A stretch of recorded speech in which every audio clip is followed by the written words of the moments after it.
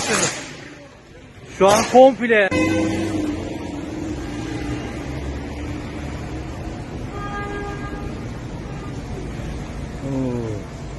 Buradan baştan sona kadar şu an demirler elektrik topluyor. Şu an komple